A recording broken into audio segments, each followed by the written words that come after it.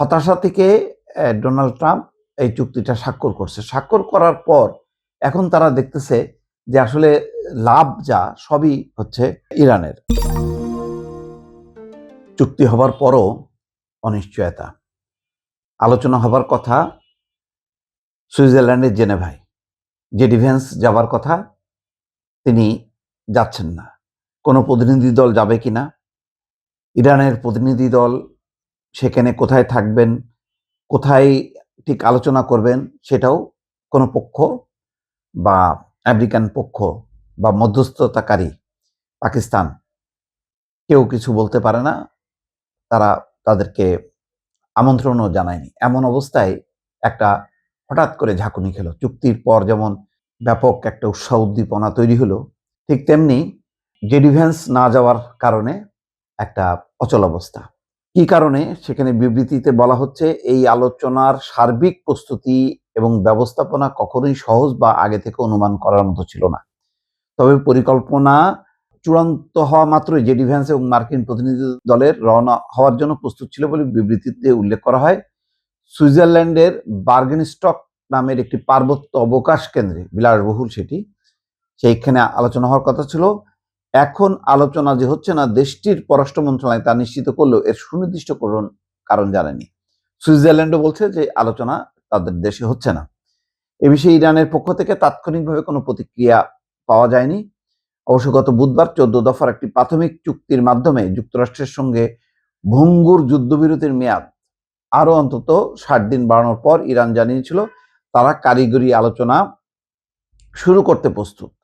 মানে যুদ্ধবিরতি অত্যন্ত ভঙ্গুর, মানে এর কোনো ঠিক ঠিকানা নেই। যে কোনো মুহূর্তে আমেরিকা সেখান থেকে বের হয়ে আসতে পারে, সেই জন্য ভঙ্গুর যুদ্ধবিরতি বলা হচ্ছে।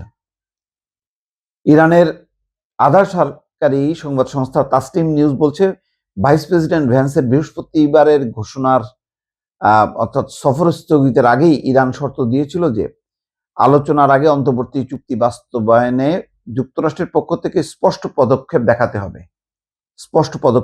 হবে। একই সঙ্গে ইরানের প্রতিনিধি দল সুইজারল্যান্ডের ওই অবকাশ কেন্দ্রে যাবে কিনা সে বিষয়ে আগে থেকে কোনো নিশ্চয়তা দেওয়া হয়নি। অর্থাৎ এখন এই যে পুরো কন্ডাক্টটা কে করবে, কিভাবে হবে, আলোচনাটায় কারা কারা অংশ নেবে, এই বিষয়ে কিন্তু আর মধ্যস্থতাকারী যেই পাকিস্তান বা কাতার, তাদের কাছে কোনো তথ্য নেই। ফলে কেমন জানি হঠাৎ করে আমেরিকা এই শান্তি চুক্তির পর চুপসে গেছে এবং তারা ওই যে টেকনিক্যাল এখন কথাবার্তা বলতেছে যে এত সহজ না, মানে আলোচনাটা এটা তো বোঝাই যাচ্ছে যে একটা বড় ধরনের ধাক্কা।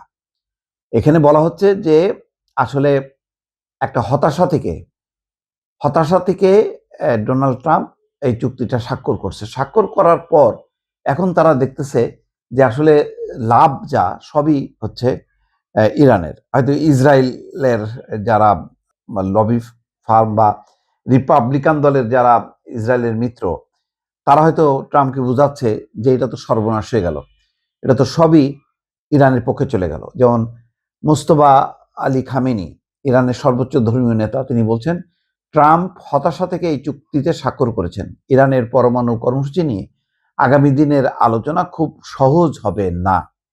তার মানে ট্রাম্পও আসলে খুব বেশি আগ্রহের সাথে খুশি মনে করছে এটাও না, আবার ইরানের পরমাণু কর্মসূচি খুব দ্রুত শেষ করে দেবে বিষয়টা তেমনটাও হবে না। তো সব মিলায় একটা অচল অবস্থা। এটার আসলে শেষ কিভাবে হবে এখনো কিন্তু নিশ্চিত না।